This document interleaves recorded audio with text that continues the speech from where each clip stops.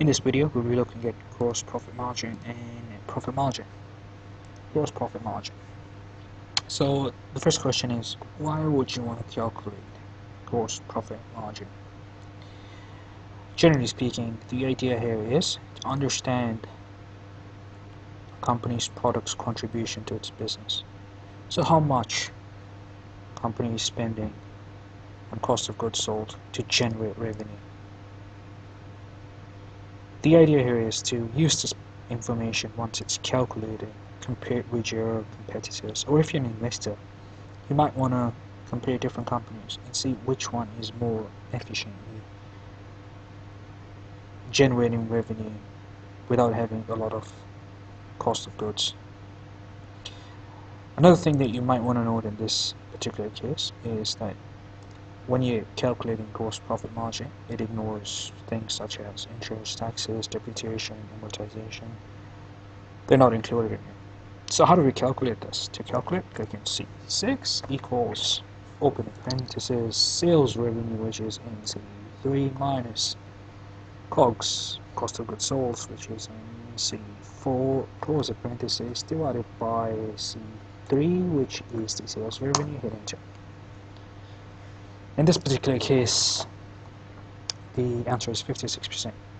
So that's relatively a good number.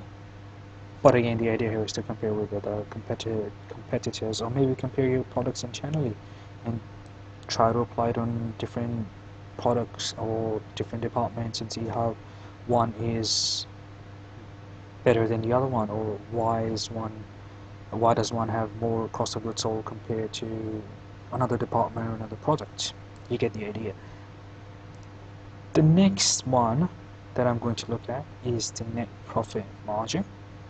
To calculate net profit margin, click in CAT equals, open the parentheses,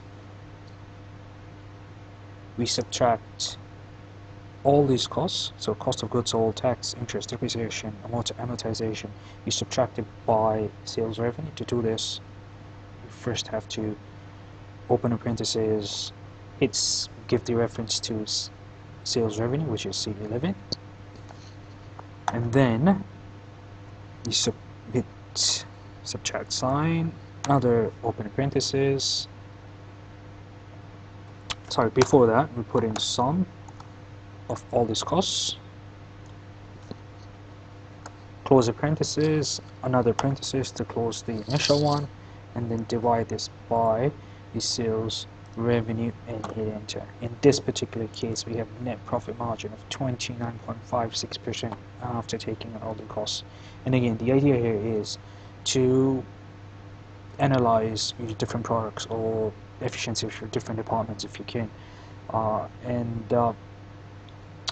Another thing that you can do with net profit margin is to analyze different line items here. So depreciation, maybe you want to compare it with previous periods within your company, the interest of how it has gone up or how it has gone down, and you might want to think about things if there's new machinery, or if there's more property, or if you're taking out a bigger loan.